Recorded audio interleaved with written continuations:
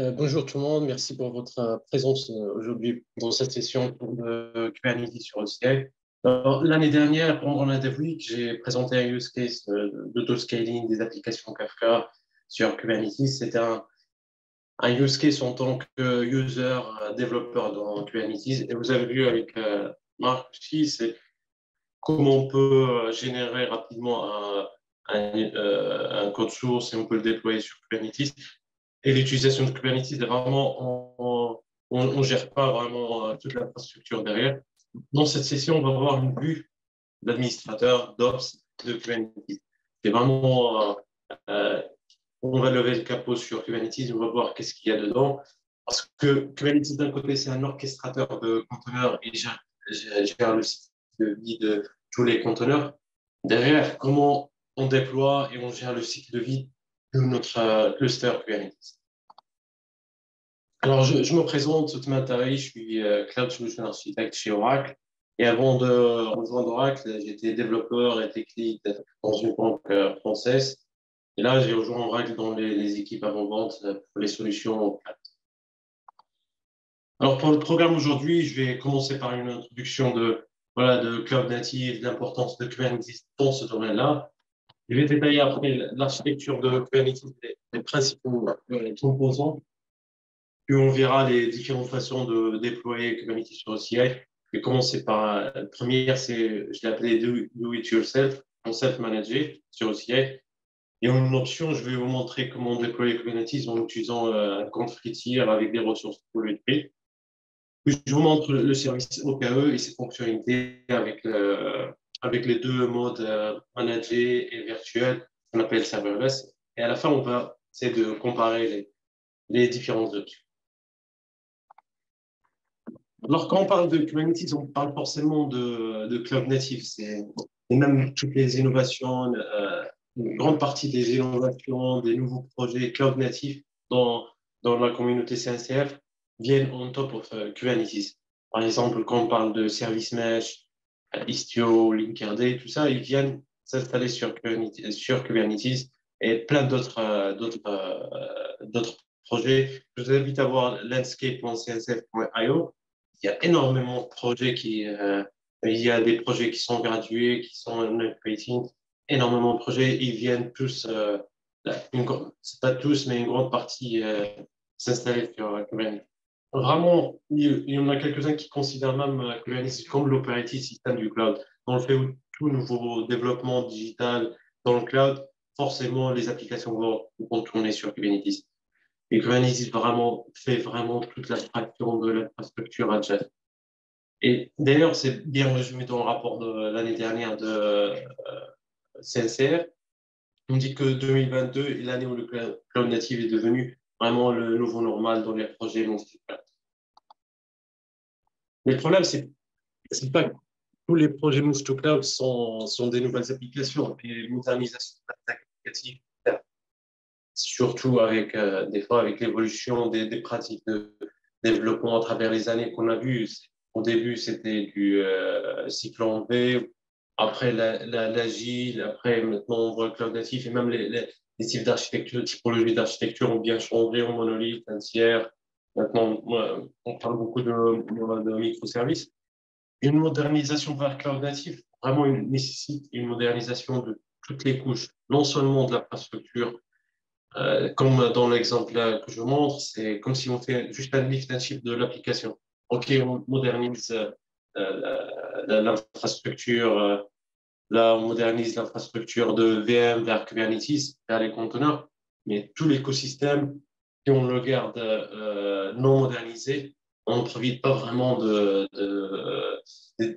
vraiment de la force de Kubernetes et les avantages de Kubernetes qui nous apporte, surtout en termes d'automatisation, par exemple, avec code, de déploiement continu pour adopter les différentes stratégies de déploiement. Et ça, c'est vraiment avec Kubernetes, on peut profiter de déploiement Blue Green, Canary. Si on ne fait pas l'outillage derrière de CI/CD, DevOps pour profiter de ces types de déploiement, on va pas en profiter. Voilà. Et des outils d'observabilité, par exemple, surtout on utilise Kubernetes pour l'autoscaling, l'activité. Mais si on n'a pas de monitoring à côté pour observer l'état des VM, de CPU, mémoire. On ne va pas profiter de la réactivité de l'autoscaling de la plateforme. Et sur OCI, on y croit fortement. Et surtout, le cloud native sur OCI, c'est pas juste quelques technos, c'est vraiment une plateforme avec des services comme API Gateway pour l'exposition, la protection des API web. On a un service DevOps pour avoir une plateforme CI/CD, Functions pour l'exécution des fonctions serverless pour des types d'architecture, par exemple event-driven et tout ça. On a Container Engine que je vais détailler par la suite. Donc, en plus, on orchestre tout le provisioning de tout ce service-là avec Resource Manager, qui est un service manager de Terraform. Bien sûr, ces services peuvent être utilisés unitairement, mais que l'intégration entre eux vraiment est native et nous donne une plateforme qui est très avancée. Je base en plus sur les standards et les technos CNCF open source comme Cloud Events, par exemple, pour l'échange des données.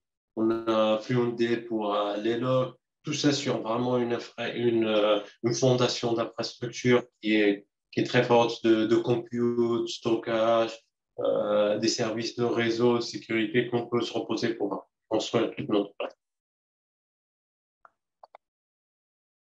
Maintenant, passons vraiment à notre cœur qui est Kubernetes. Et je vais commencer par d'abord l'architecture de Kubernetes et les principaux composants. Comme ça, quand on va détailler les installations, on aura les éléments nécessaires qui composent Kubernetes. Alors, Kubernetes, c'est d'abord un système distribué. Il faut le savoir, il est composé de plusieurs éléments et deux principaux éléments, il y a le control plane et le worker nodes. Control plane, il a un rôle on voit ici, il a un rôle d'administration. Et vraiment d'administration, de gestion des worker nodes et les worker nodes où seront déployées nos applications.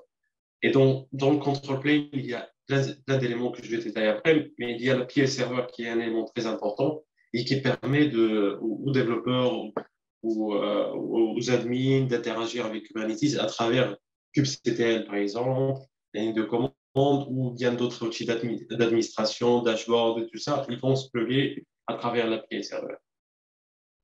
Et après, dans Kubernetes, le cœur, il y a des notions, comment on déploie nos API, il y a des notions d'objets.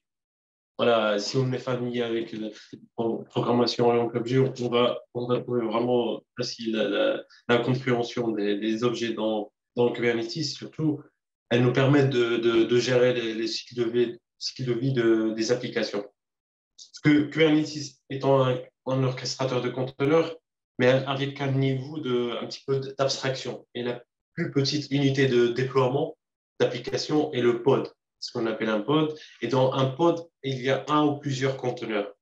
Il y a différentes stratégies voilà, de choix de conteneurs, il y a différents patterns, sidecar patterns, mais voilà, dans le pod, on peut trouver un ou plusieurs. Et le pod, c'est l'unité, la plus petite unité de déploiement dans Kubernetes. Et en plus, avec un niveau d'abstraction encore plus avec Kubernetes, il y a une notion de déploiement, deployment, et vraiment, elle vient pour gérer la haute disponibilité, la scalabilité des pods. C'est ça pourquoi on va utiliser Kubernetes à la place juste un moteur de conteneur à côté. Et vraiment, elle permet de gérer les réplicas des pods dans tout le cluster. Et c'est ça qui est intéressant. Elle va utiliser tout le cluster, pas qu'un seul nœud. Et c'est très important de passer par les deployments pour créer les pods parce que c'est eux qui vont gérer les restarts en cas de panne, de scaling. Il y a un concept qui est très important dans Kubernetes, c'est ce qu'on appelle l'état des ressources ou l'état souhaité. Par exemple, dans deployments, on va dire que je veux avoir 5 réplicas de mon pod. Ça, c'est l'état souhaité. Après, Kubernetes, il va voir est-ce qu'il y a assez de ressources pour héberger tes 5 réplicas, pour tourner les 5 réplicas ou les 5 pods. S'il n'y a pas de ressources suffisantes, par exemple, que pour 3, il va exécuter 3 et les deux autres, ils seront en attente tant que l'administrateur n'a pas fait d'opération de scaling, d'ajout de nœuds dans le cluster pour supporter la charge. Et autour de ça, les éléments importants, autour du déploiement de ces pods, il y a d'autres éléments, mais autour de ça, il y a d'autres objets qui permettent de gérer les dépendances des applications. Par exemple, les config maps pour stocker les configurations des techniques applicatives, par exemple. Il y a Secrets pour gérer les configurations confidentielles ou sensibles. En plus, on peut monter les volumes avec PV, des persistent volumes. On peut monter des volumes pour stocker nos données ou surtout pour persister nos données ou même des configurations. Et côté réseau, on a ce qu'on appelle des services qui permettent d'exposer les pods et assurer une communication entre les pods et en plus assurer un load balancing. Par exemple, si on a plusieurs pods, il faut un load balancer, mais c'est le service qui va assurer le load balancer entre les pods. Et en plus, il y a notion d'ingress qui permet l'exposition externe du cluster. Parce que le service, il permet la communication en interne et il y a plusieurs types, cluster IP, node, port, tout ça. Et après, ingress qui permet d'exposer vers l'extérieur. Là, c'est quelques ressources qui sont primitives, mais que je pense qui sont nécessaires qu'on va retrouver tout le temps sur un cluster Kubernetes. C'est des ressources primitives. Et il y en a d'autres, même primitives, mais ce qui est intéressant dans Kubernetes, c'est la notion d'extensibilité. Et c'est le fait de pouvoir créer des ressources custom, pour créer des objets custom qu'on veut. Et là, c'est vraiment, ça, c'est une force de Kubernetes qui a permis le développement énorme de Kubernetes. Et par exemple, on entend parler des opérateurs Kafka pour déployer sur Kubernetes, opérateurs base Oracle. Les opérateurs, ils utilisent les ressources custom, ce qu'on appelle CRD, dans le cluster, et après, on peut configurer ces custom ressources pour déployer nos objets. Alors là c'est vraiment une vue high level de Kubernetes en tant qu'utilisateur. Maintenant, on va lever le capot sur les éléments essentiels, le control plane, un nœud, qu'est-ce qu'il contient, et le worker node, qu'est-ce qu'il contient. C'est les composants nécessaires. Après, dans les clusters, il y a beaucoup de réplicas de worker nodes pour assurer la disponibilité, beaucoup de master nodes ou control plane. C'est important de comprendre ces éléments-là pour vraiment s'assurer de comprendre l'installation et l'administration d'un cluster Kubernetes correctement. Côté control plane, on a déjà vu l'API server. C'est l'élément qui permet l'interaction avec les clusters. C'est un élément très important. Il faut le redonder, il faut le protéger derrière des load balancers parce que c'est des API externes. On peut accéder, si on ne gère pas les droits correctement sur Kubernetes, on peut accéder à tout notre cluster. Après, il y a le scheduler. Le scheduler permet d'assigner les pods au worker node. Quand je fais une commande, voilà, déploiement à tel ou tel pod, j'interagis avec l'API serveur et après le scheduler il va voir cette déclaration de déploiement, il va voir où est-ce qu'il y a de ressources et il va les déployer sur notre cluster. Après, il y a le ETL. ETL, c'est une base clé-valeur. C'est d'ailleurs même un projet CNCF à part et Kubernetes s'en sert pour stocker l'état et la configuration du cluster. Bien sûr, c'est une base, il faut persister, la redonder. C'est un élément très important dans toute cette chaîne.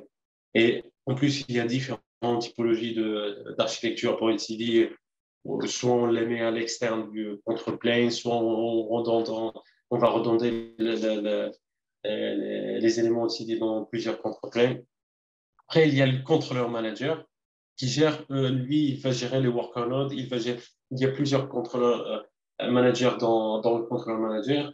Et leur rôle, c'est de gérer les worker nodes, le provisioning, s'il y a une panne sur un worker node. Et après, il y a le Cloud Controller Manager, je l'ai mis en clé parce que, dépendamment si on fait un déploiement sur un cloud ou non, par exemple, dans OCI, on aura besoin de OCI Cloud Controller Manager qui permet d'interagir avec le cloud provider pour, par exemple, provisionner les ressources, un load balancer ou des nœuds en plus. D'ailleurs, à la fin, on va vous envoyer les liens par rapport à, c'est un projet open source et vous pouvez le voir sur GitHub. Côté Workernode maintenant, il y a aussi des éléments très importants. Il y a l'UQ Proxy. Il permet de gérer les connexions réseau aux pods et faire tous les règles de trafic, de routage et tout ça. Après, il y a le Kubelet.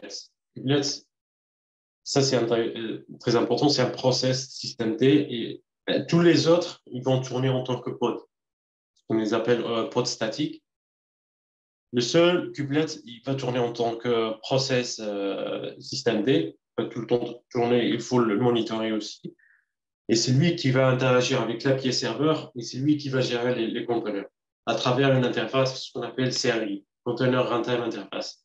Ça, c'est très important.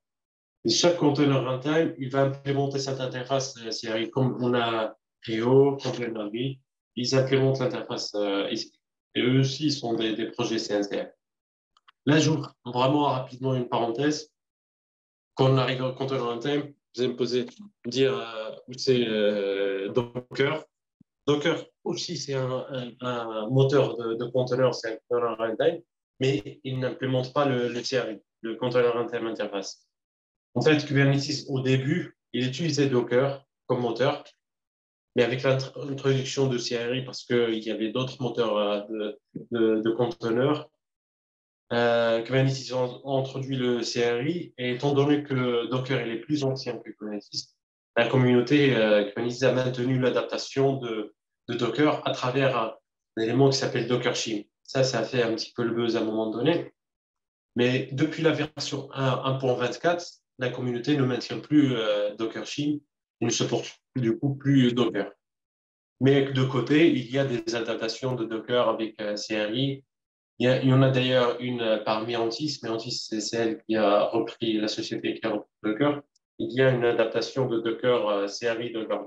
Voilà, si vous pouvez, si vous voulez l'utiliser. Mais la plupart des zones utilisent Creo ou Containerd pour le container runtime.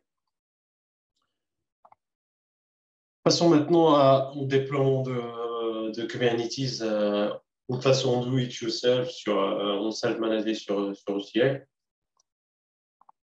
Et pour cela, pour notre installation, on va se reposer sur les services d'infra de CI. Côté compute, on a la possibilité de choisir des barres métal, des machines virtuelles avec différents types de processeurs, soit AMD, je vais vous montrer tout ça dans OCI, soit AMD, soit avec des architectures de processeurs ARM avec Ampère. Et c'est intéressant parce que si vous créez un compute, par exemple, vous avez des VM en ARM ou ce que Marc a présenté. Du coup, vous pouvez, avec la bonne configuration, vous pouvez utiliser, par exemple, quelques VM en ARM. Vous pouvez tourner en always free tout le temps un cluster Kubernetes sur OCI. Après, on utilisera aussi des services de réseau, VCL, services de stockage, on peut utiliser Block ou File Storage. Après, pour la typologie des serveurs, on peut imaginer avoir un ou plusieurs masternodes, et pareil pour les workernodes. Et ce qui est intéressant, c'est en termes d'outillage. Il y a plusieurs possibilités. Déjà, l'outil de base, il a des kubadmin. C'est l'outil de base qui fait partie du projet Kubernetes et qui permet le bootstrapping de tout le cluster Kubernetes. Soit on peut faire ça manuellement en se connectant, en créant des VM, on se connecte, et après on crée le control plane, puis on fait rejoindre les autres workloads, soit avec Ansible ou Terraform, ou bien aujourd'hui je vais vous présenter un autre outil, c'est Cluster API, celui-là, Cluster API qui permet le provisioning des clusters. Et on va utiliser Packer, c'est un projet aussi open source de HashiCorp qui permet la création des images. Juste avant de passer à la console, je vais vous montrer Cluster, expliquer rapidement juste ce que c'est Cluster API. c'est un sous-projet, Cluster API, c'est un sous-projet de Kubernetes qui permet le provisioning et la gestion de vie des clusters Kubernetes, vraiment de manière déclarative. Et pour cela, on se base sur la force de Kubernetes pour créer des clusters. Bien sûr. Et ça, ce qu'il va faire, Cluster API, il va créer des custom ressources, que j'ai expliqué tout à l'heure, des CRD pour gérer un cluster. Et on utilise des fichiers YAML, des manifestes pour configurer tout notre cluster. Bien sûr, il y a un inconvénient, on va dire, ça nécessite d'avoir un cluster Kubernetes de management pour initialiser, configurer les ressources. Soit on peut utiliser des clusters locaux de dev, comme Kite, ça Minikube. Bien, si c'est vraiment pour des installations énormes et à large échelle, on peut se baser sur des clusters managés. Et il y a CapOCI c'est une implémentation, c'est Cluster API Provider. Je vous envoie le lien là-dessus. C'est un provider, chaque cloud provider, il va implémenter son implémentation il va utiliser son implémentation par rapport à ses spécificités. Il y a Cluster API pour OCI, ce qu'on appelle CapOCI, et permet de créer des clusters sur OCI. Vraiment, Cluster API, c'est un modèle, comme je dis, très puissant, surtout à large échelle. Si on aura plusieurs clusters à gérer, d'autant plus dans un modèle multi-cloud, où, par exemple, on veut s'extraire des spécificités des cloud providers, on veut gérer tout le cluster de la même manière, de la même façon et de la même interface. Je vous invite d'ailleurs, entre parenthèses, de voir une session de Mercedes. C'était au KubeCon de l'année dernière où ils ont migré plus de 700 clusters de Terraform vers Cluster API. Vraiment, c'est très puissant et ce qu'ils ont fait est très puissant. Je vous montre d'ailleurs sur l'interface, je vais vous montrer quelques déjà sur API. Et avant ça, je vais vous montrer sur l'interface, par exemple, les différents choix de compute, tout ça. Alors, si je fais sur instance, pour par exemple, pour toute création de cluster, on peut se baser sur, il y a plusieurs possibilités, soit on utilise des shapes de 1D, et cette spécificité d'OCI, d'Oracle, c'est qu'on appelle la flexibilité de choix des shapes de nos VM. On peut choisir le nombre de CPU qu'on veut, et on peut choisir aussi la mémoire. Et ça nous laisse un petit peu de flexibilité si on veut avoir des machines virtuelles avec peu de CPU et beaucoup de mémoire, ou on l'inverse.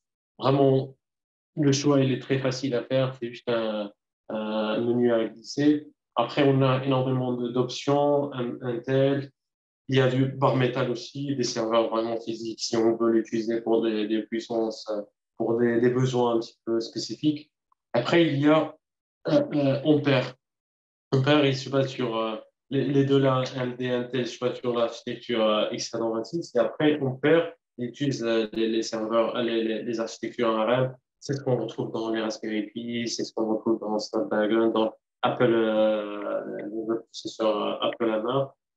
Tout ça, il se base sur l'architecture ARM. Vraiment, c'est puissant, ça ne consomme pas beaucoup d'énergie et pas trop cher.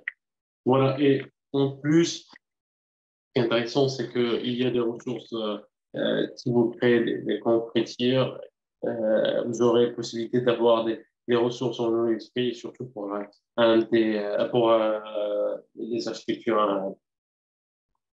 Voilà, après l'OS, on peut utiliser l'OS qu'on veut, qu'on souhaite, soit Oracle Linux, soit Ubuntu, soit ce qu'on veut. Réseau, ce que je vais vous parler, c'est les images. Les images des OS, parce que Cluster API, il a besoin avant l'installation il va créer par exemple, bootstrapper ou provisionner des VM où il y aura le control plane, et après bootstrapper des VM où il y aura les worker nodes. Du coup, il y a plusieurs options, mais Cluster API, ce qui se base sur un créateur d'image Par exemple, il faut créer d'abord une image d'OS où on installe tous les composants. Par exemple, là, j'ai déjà créé deux images de Ubuntu avec H73, les architectures en RAM et une autre x86. Pour faire ça, je vous montre ce projet-là, Image Builder. Alors, Image Builder, il se base sur ce que j'ai montré tout à l'heure, c'est Packer. Et Packer, c'est un projet open source aussi de HashiCorp. Et qu'est-ce qu'il fait? Ça permet avec les configurations de base, lui dit voilà, c'est spécifique pour Cluster API. Il y a d'implémentations pour les différents cloud providers. On a pour OCI.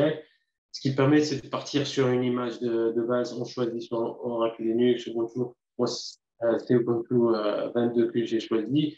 Et après, il va un RAM. Et après, on lui passe la configuration pour créer une image. Ce qu'il va faire derrière, c'est créer une instance, faire l'installation de tous les binaires de Kubernetes, par exemple Kubeadmin, et télécharger tous les binaires. Et après, il va créer une image custom qu'on va retrouver ici, qu'on peut utiliser après avec Cluster API.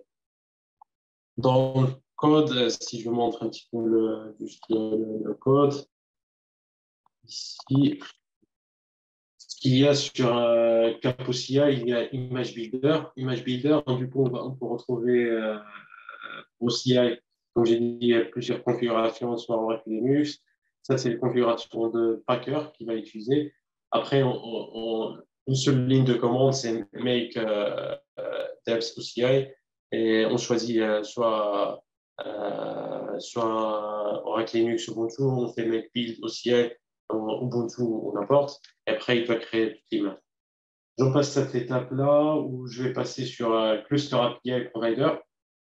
Cluster API Provider, pareil, il y a des templates.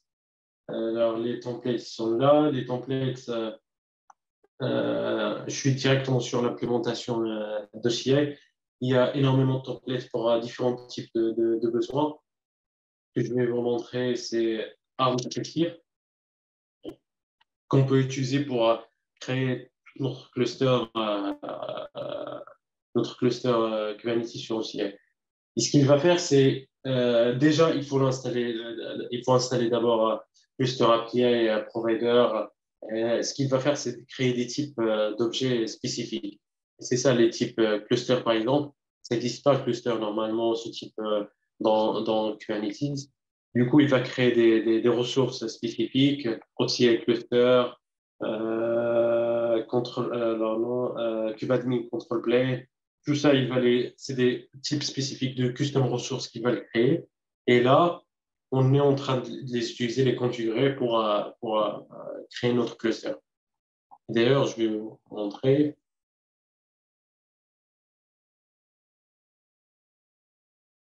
Ce que je vais vous montrer, c'est que je vais me placer déjà sur mon cluster local. Donc, qui use context kind. Je vais déjà faire cluster local. Voilà. Ça, c'est mon cluster local que j'ai créé. Pour voir tous les clusters si on veut voir tous les clusters, c'est les get context. Tous les contextes que j'ai, c'est celui-là que je vais utiliser. Alors, il y a déjà, pour voir tous les API qui sont par défaut sur OCI ou qui sont créés sur OCI. Voilà, API ressources. Et là, on voit que ces ressources ont été créées à côté par exemple, des pods, des jobs, et tout ça, des nodes. Tout ça, c'est des objets qui sont primitifs. Et là, on vient avec Cluster API créer ce qu'on appelle des CRD, des objets custom. Alors, je peux, par exemple, Get Cluster, j'ai déjà créé un cluster sur OCI. D'ailleurs, je vais vous montrer ici là, instance. J'ai déjà créé, voilà, le control plane, c'est celui-là custom depuis ça. Et après, deux worker notes. Et même avec, je vais me placer sur un cluster entier, cluster, dans la nuit, un cap aussi, sur cluster entier provider et après templates. Ouais. Alors là, il y a une ligne de commande aussi de cluster CTL. Elle permet de décrire mon cluster. Mon cluster, j'ai appelé un custom unique cluster. Et là, je vois que mon cluster a été créé avec l'infrastructure, avec les worker nodes. J'ai deux machines comme worker nodes et control plane. J'ai mon control plane de management de tout le cluster sur le site. Là, l'intérêt, c'est que après, on va se baser sur les lignes de commande de Kubernetes pour gérer notre cluster. Alors, pour voir, par exemple, notre cluster,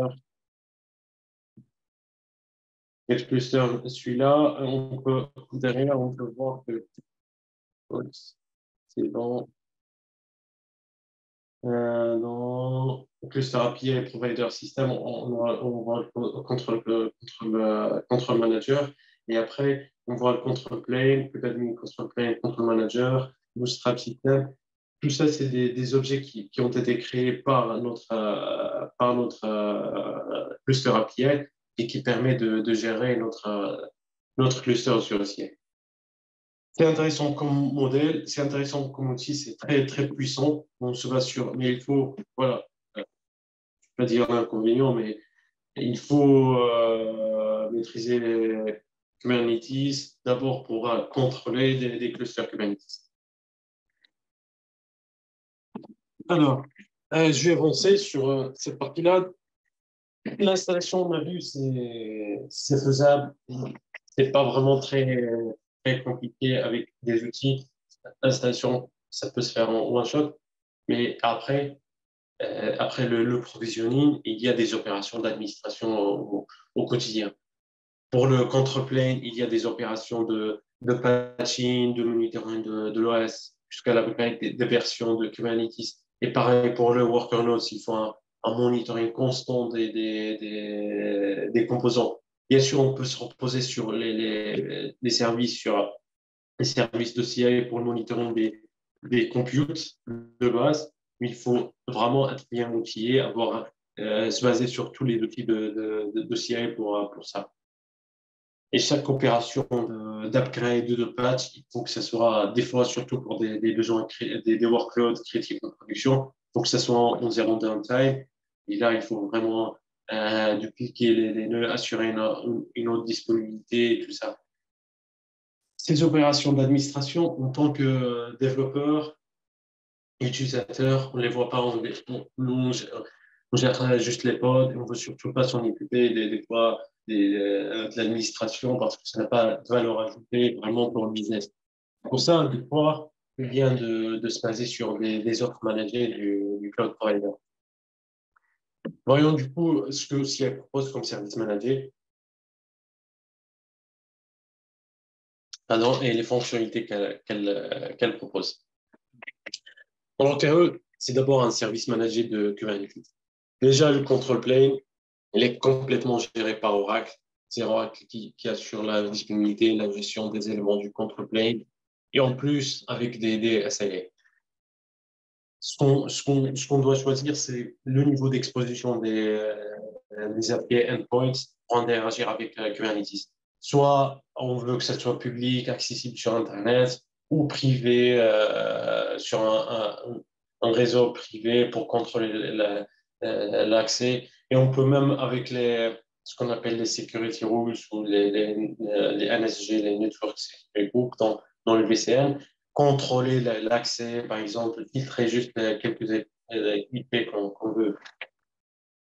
Ce qu'il nous reste à faire, c'est instancier les worker nodes. Alors, les worker nodes, ils sont organisés par pool. Et dans le pool, les nœuds, ils ont la même configuration de shape. Et ce concept, vraiment, c'est très intéressant parce que avec le même control plane, je peux créer énormément de pools. On peut mixer plusieurs, par exemple, types de configuration. Par exemple, un pool où il y a des architectures x86, Intel, et de l'autre côté, ARM. Et on peut même choisir des barres métal. Vraiment, avec le même control plane, on aura plusieurs clusters et on peut tester, par exemple, voilà, notre application, est-ce qu'elle tourne bien avec telle ou telle architecture. Et là, même pour la création de clusters, pardon, de clusters OKE sur OCI, on va se passer sur les services d'infrastructure de base, de compute, de réseau, de stockage. Et en termes d'outillage, vraiment, on n'est pas dépourvu de choix. On peut soit utiliser Cluster API que j'ai présenté tout à l'heure pour créer OKE comme en tant que worker nodes. Et ça, c'est nouveau. Soit on peut créer en tant que worker nodes avec une installation comme j'ai fait tout à l'heure, soit directement interagir avec le service local. Ça, c'est vraiment très puissant. Ou bien les différents outils de CI, pour CI ou SDK d'un langage de notre choix, Java, Python, Go, REST API ou la console web. Et les options, on a les options d'infra-code. Il y a Resource Manager, qui est un service managé de Terraform. Il y a avec vraiment des fonctionnalités très avancées. Il y a Terraform tout court, en installant le provider OCI, où il y a l'option Pulumi, qui est un framework disponible en plusieurs langages et qui permet d'interagir avec OCI pour une approche infra-code. Moi, personnellement, j'ai une préférence pour CI/CD. J'aime bien le scripting bash. Après, ça reste l'outil d'automatisation qui reste intemporel. Après, ça dépend de choix qu'on veut. Et après, dans la création d'OKE, on a vraiment plusieurs choix de compute. Je vais d'ailleurs vous montrer une démo de création d'OKE. J'en ai déjà créé quelques clusters, mais je veux vous montrer la création, c'est en quelques clics. Alors, il y a deux options, soit Quick Create, soit Custom Create. Quick, il va nous créer des ressources nécessaires pour notre cluster, pour le fonctionnement de cluster, parlant de VCN, réseau, tout ça, toute la partie autour. Ou bien Custom Create, où on dit, voilà, moi j'ai déjà créé la partie réseau, je veux juste créer je veux montrer le workflow, le premier. On choisit le nom et on choisit le compartiment, on choisit la version, ça c'est important. Après, comme j'ai dit, il y a le niveau d'exposition des API endpoints. Soit on choisit que ce soit public ou privé. Je vais faire un public pour des tests, mais voilà, pour des besoins de production critique, il faut que vaut mieux que ce soit en privé et gérer les accès avec un bastion ou autre. Après, il y a deux types. Je vais expliquer le deuxième, mais après, j'explique maintenant la fonction manage. Et pareil, le workload, on peut choisir que ce soit privé ou public. Je vous conseille de partir directement sur le privé, même pour des besoins de test. Et si vraiment on aura besoin d'accéder au nœud, on peut créer un bastion facilement. Et là aussi, en termes de choix de compute, on a énormément de choix. On peut choisir même Ampère, ou moi je vais partir sur du Flex, du AMT. Pareil, on peut choisir le nombre de CPU qu'on peut mettre sur notre pool. On a par défaut, par exemple, 3, on peut choisir le nombre de nœuds. Après, il y a des options avancées. Par exemple, si on veut customiser le boot volume, si on veut, et ça, c'est vraiment très important pour la sécurité, image verification, c'est quand, par exemple, parce que, comme j'ai dit, l'unité de base, c'est pods, après, il y a le conteneur, et le conteneur, il est stocké dans un conteneur registré, soit Docker Hub, si c'est public, soit un conteneur enregistré privé qu'on a sur OCR enregistré. Si on veut vraiment sécuriser notre cluster, il faut contrôler et vérifier tous les conteneurs qu'on déploie sur notre cluster. Donc, pas n'importe, par exemple, quelqu'un qui accède à notre cluster, il va télécharger un conteneur qui est malveillant, il peut l'utiliser sur. Pour se protéger contre ça, on peut activer l'image verification. Là, il faut se baser sur une clé de vérification qui est dans Vault pour vérifier que l'image elle était bien sécurisée, bien encryptée avant et vérifiée avec clé. Il faut d'abord, bien sûr, avant de la publier sur conteneur enregistré, la vérifier avec la montée. Et SSH key pour accéder au nœud, si on veut. Après, voilà, on a un review de toutes les options qu'on a choisies. Après, il y a cette option-là de Basic Cluster ou Enhanced Cluster. Ça, tu vois, si on part sur un Enhanced Cluster, on aura plusieurs options d'administration. Après le Basic Cluster, il n'y a pas énormément d'options. Par exemple, la gestion des plugins, on n'aura pas l'option de virtuel. Je reste sur l'option de Enhanced Cluster. Je laisse la création à côté et je vais vous montrer quelques clusters que j'ai déjà créés. Là, on va le laisser à créer. Par exemple, celui-là, Amiral, je l'ai déjà créé avec plusieurs node pools. Celui-là, il y a 3 nœuds avec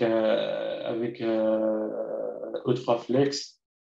Et pareil, j'ai créé un autre nœud qui est aussi managé. Et par exemple, on peut le voir ici, on interagit c'était avec le site. Alors, il faut d'abord choisir c'est quoi le contexte. Alors, il faut changer de contexte, bien sûr. On clique le contexte, puis sur quand en local. Du coup, il faut que je change vers un plus contexte. Voilà. Et là, je peux voir les nœuds que j'ai créés. Get, kubectl, ça c'est juste un alias kubectl.getNotes. GetNotes, c'est ça la commande. Après, si je veux avoir plus d'informations, getNotes.oy peut avoir plus d'informations. Après, qui va m'intéresser, par exemple, c'est de voir s'il y a. Ce qui est intéressant, c'est de mixer les types de nœuds avec différents types de shapes. Et ça, on peut les voir ici dans. Et par exemple, je peux choisir juste le pool que je veux. Ça, je peux les voir ici dans show, show labels. Et dans les labels, c'est comme des tags sur Kubernetes qu'on peut voir, par exemple, chaque ressource, elle a des tags spécifiques. Et là, il me dit, ça, c'est l'architecture CMT. Et après, il y a le pool. Alors, c'est le pool. Il y a le compartiment. Voilà, name égale pool 1. Et par exemple, je peux lui dire, voilà, montre-moi juste, juste les nœuds qui sont du pool 1. Et là, il va me sortir juste les pools ou les nœuds qui sont dans le pool 1, si je veux, par exemple. Et ça, le label, il est très intéressant, surtout dans le déploiement de mes pods. Je vais dire, dans la spécification de mon pod, je vais dire, voilà, je veux déployer ce pod-là que sur tel pool nodes, par exemple, telle configuration. Et même, par exemple, j'ai créé dans un autre cluster, c'est celui-là, il y a, il y a celui-là, ARM. ARM avec une architecture ARM. Alors, si je reviens, par exemple, et je change config plus contexte, juste contexte, Et là, pareil, c'est le label architecture. Du coup, je peux lui dire sur le label juste pour avoir le bon label. Et après, je peux lui dire, voilà, donne-moi le label architecture, ça c'est RM. Et du coup, il va me sortir, lui dire, voilà,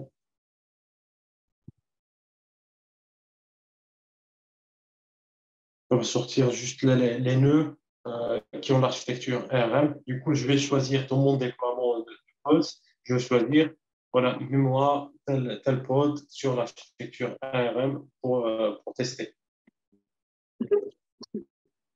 Voilà. Quoi d'autre sur l'administration? Je vais avancer comme ça. Il y a un sujet d'autoscaling que je vais déjà expliquer. Après, je vais vous montrer.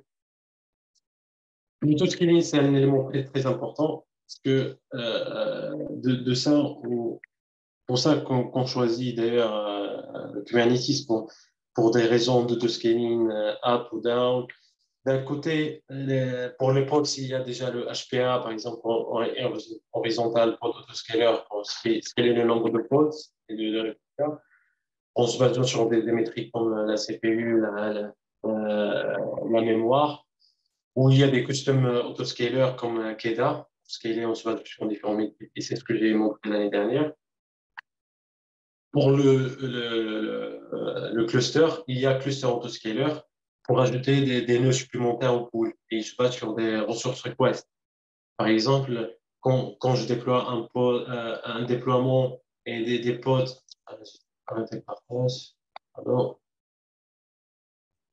quand je déploie par exemple un déploiement avec énormément de pods, il y aura, par exemple, s'il n'y a pas assez de ressources, il y aura des pods qui seront je vais montrer d'ailleurs, sur la console, je l'ai déjà testé je l'ai déjà fait sur un de mes clusters. Alors, c'est celui-là. Je vais juste changer. Voilà. Et mes pools, je l'ai utilisé sur oui, voilà, sur le pool 2.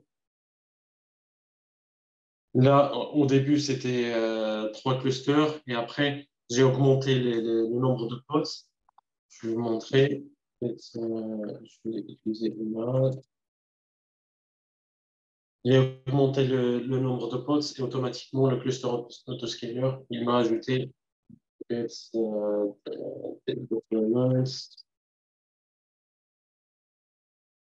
alors, au début, c'était 10 pods, et après, j'ai autoscalé vers 200 pods, et ça m'a ajouté automatiquement un nouveau nœud.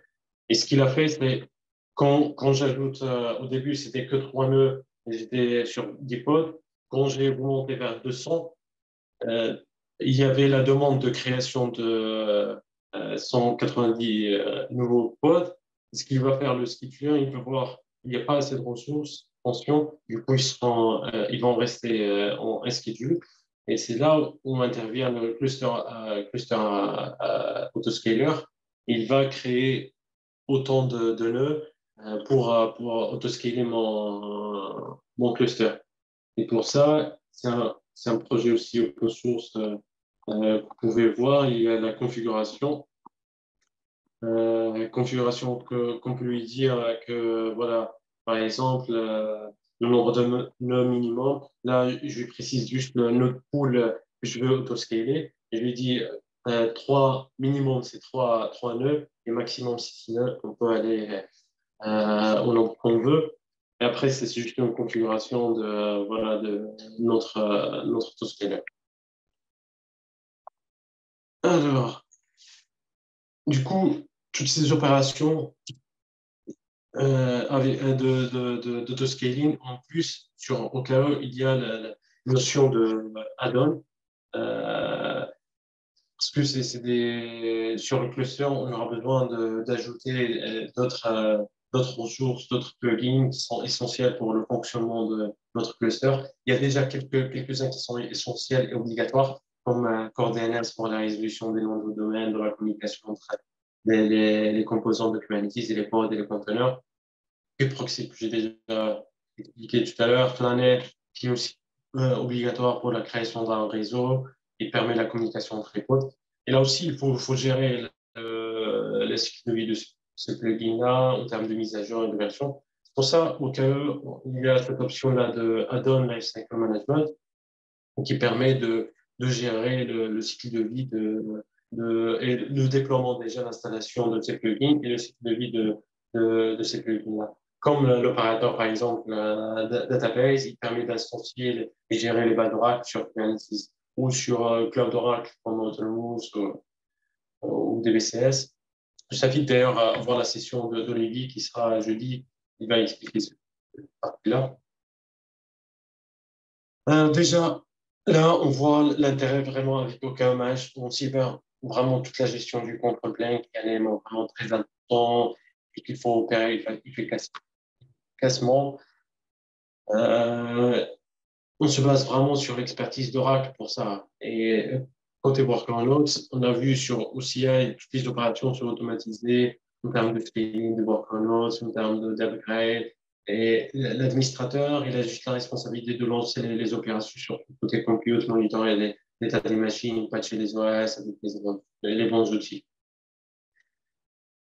Pour ceux qui veulent pas, Oracle, elle a lancé une option qui veut vraiment une expérience serverless du Kubernetes sans avoir besoin de gérer toute l'infrastructure adjacente. C'est au cœur virtuel. Ça reste la même chose en termes de contre-plane. Le plus de cette offre, c'est la gestion des workloads.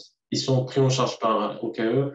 On n'a plus besoin de gérer, scaler, faire du troubleshooting des workloads. On décide juste du niveau d'exposition des endpoints API Kubernetes. Les virtual pods auront des VNIC dans notre VCN avec le bon plugin.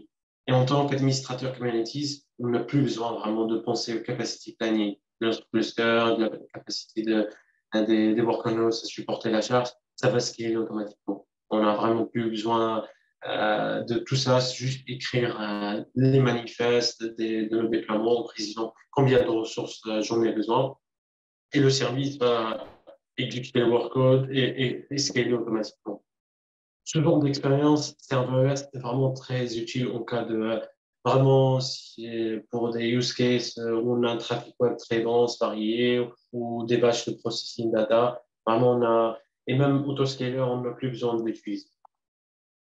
Vraiment, avec ça, on a une expérience serverless de Kubernetes. Et en tant qu'utilisateur, on se focalise que sur nos applications.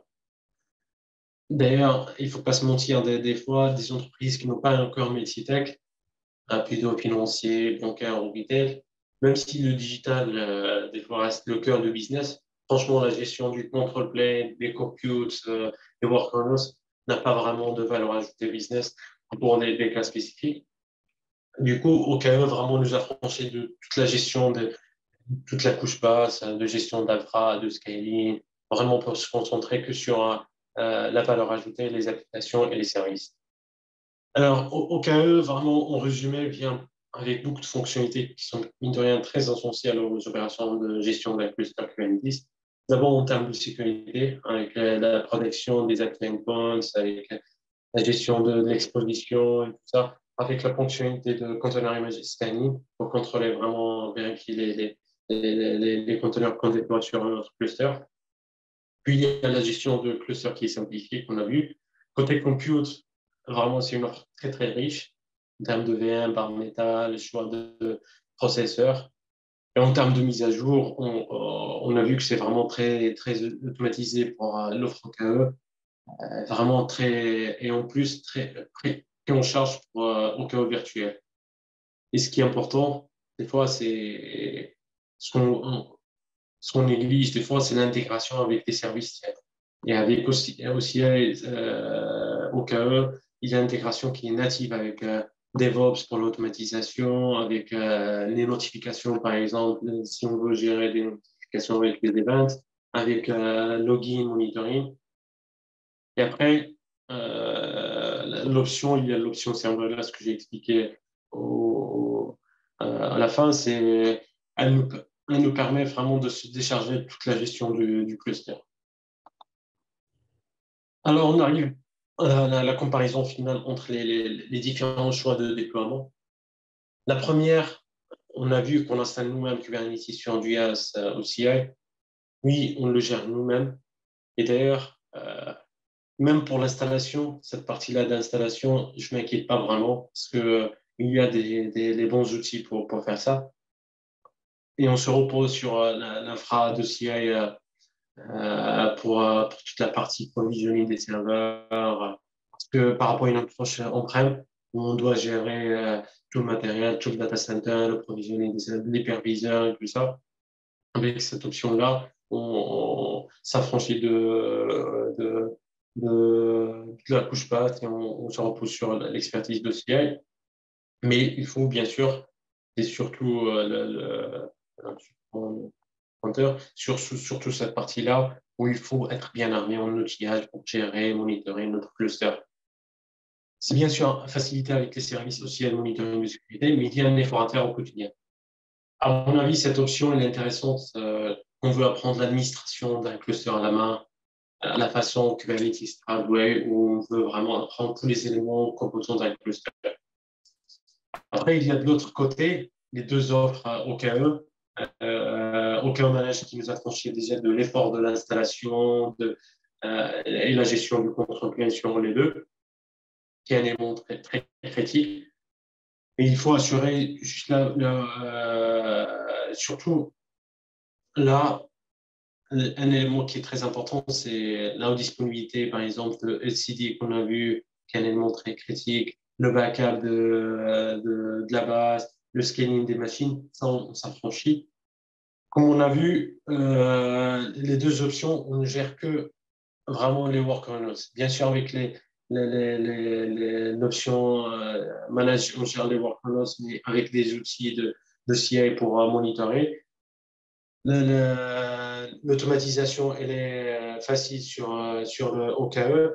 Après, pour vraiment profiter d'une expérience serverless, il y a OKE virtuel. On s'affranchit de capacity planning, par exemple, des workloads, du patching. Pour moi, la première option, c'est soit pour l'apprentissage de l'installation de Kubernetes pour un administrateur, soit pour des équipes tech qui veulent vraiment customiser leur cluster Kubernetes. L'option virtuelle, c'est pour des développeurs qui veulent commencer à l'apprentissage de l'utilisation de Kubernetes. Ils ne veulent pas gérer le cluster et toute l'infra derrière.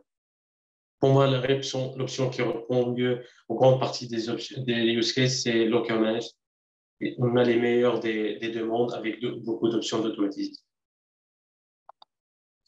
Voilà, merci pour votre présence.